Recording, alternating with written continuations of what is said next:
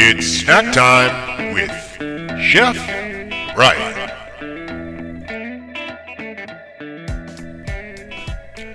Welcome to Snack Time with Chef Brian. I am Chef Brian, and I have a wonderful dish for you today. This one goes back to some of the days that I spent over in northern Italy, and this is kind of a rustic, beautiful chicken dish. And actually, the name of this is a basil chicken stew. Basil chicken stew. And let me start by telling you that today I'm using boneless, skinless thighs. And if you've never used thighs, let me get a shot in here. They are really good, and I did shortcut a little bit just for time's sake on the video.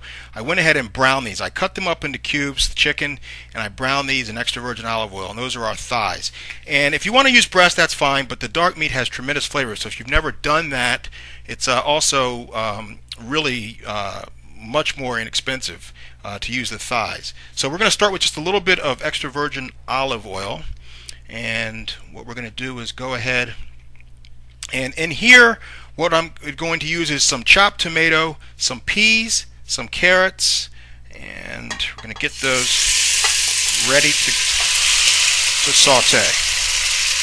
Okay? Now, just going to get that all, and this is the start of our stew here. Now, at this time what I want to do is add just a little bit of garlic, maybe about a clove, maybe a clove and a half. Okay, a little hint of lemon juice, a little bit more, that's about a half a lemon on lemon juice, a little crushed red pepper, optional, but I like it.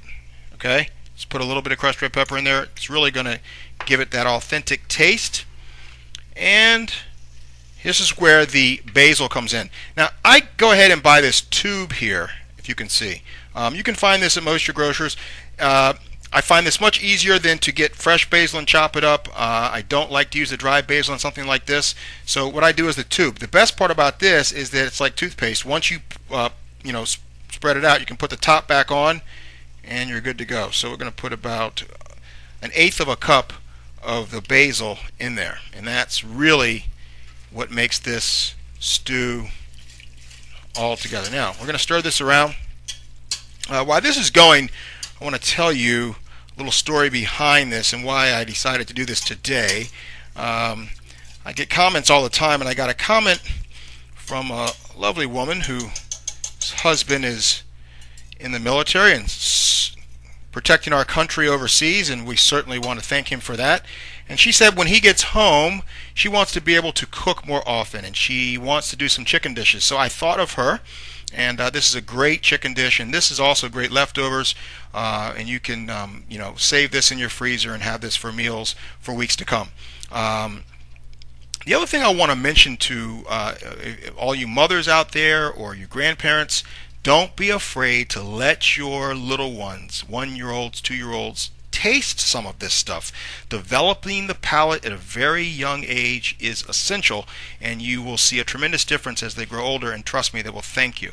Alright, now we've got this sauteed here, so we're going to add all of our chicken into our pot now. Okay, and we're going to get this all good and stirred up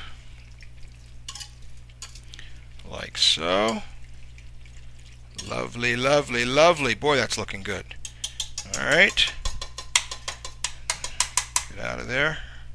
Now, once the chicken is mixed in with all of our veggies, we're going to just hit it with a little bit more of salt, kosher salt, and a little bit of black pepper. Now, I did season the chicken before I browned it, so that's very important. Do not, make sure you season your raw chicken before you brown it. It's essential. Alright. Now, as this is coming up, what I'm going to add to this now, very simply, is some chicken stock. And this is, you can get this at the store. I buy this in the carton. You can get the cubes if you want, but the regular stock on the carton is really the way to go. And you just want to cover it, okay? And you can see this is really starting to come together nice right now. Now,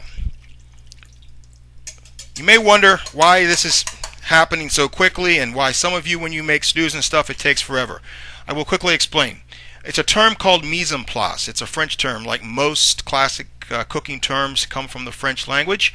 Mise en place means things in place, and if you noticed, I had everything ready to go. That is going to make a big difference in how long it takes you to make a meal. I know a lot of people have said to me, Chef, I just don't, it just takes me forever to make something. Well, if you have your mise en place together, you won't have that issue so much, and you will find it much easier to get from start to finish. Now, the last thing we're going to do here is we're just going to bring this up to a boil. Okay, now you can see we've got our stew coming to a nice boil here, and we're getting ready to add our cornstarch slurry. Now, remember, if you have made your slurry a little ahead of time, make sure that you stir the bottom of it again because the starch will settle. You want to make sure it's loose all the way through. So now let's add our slurry slowly, and you'll see it get to right where we want it. We don't want it to be really thick. Look at that. You see how that slurry works? Slowly add it to where you can see it come. I wanted to do this in real time for you so you could see how this works, so you won't be afraid of it. And that's just about where we want it, right there. Now, at this point, we actually turn our heat completely off. And look at the colors and all the fresh vegetables and the herbs. And if you could smell this, it's absolutely unbelievable. The last thing we're going to do is add some potatoes. And these are just some red potatoes. Right at the last minute, because we don't want these have been cooked prior. We don't want them to overcook. And look at that, unbelievable. And the only thing we need to do now is take it to the plate. And let me show you what we have here. Bring our plate down like so. Beautiful. Now, this is a dinner, a lunch, a snack, whatever you want it to be, definitely leftovers. And you can really make this in real time in less than 30 minutes, I promise you. Look at that. Beautiful chicken basil stew. We did boneless, skinless chicken thighs, lovely chopped tomato, peas, corn, some red potato. We added some garlic, some chili flakes, a little lemon juice, of course our basil paste, and we are good to go. Enjoy. You have been watching Snack Time with Chef Brian.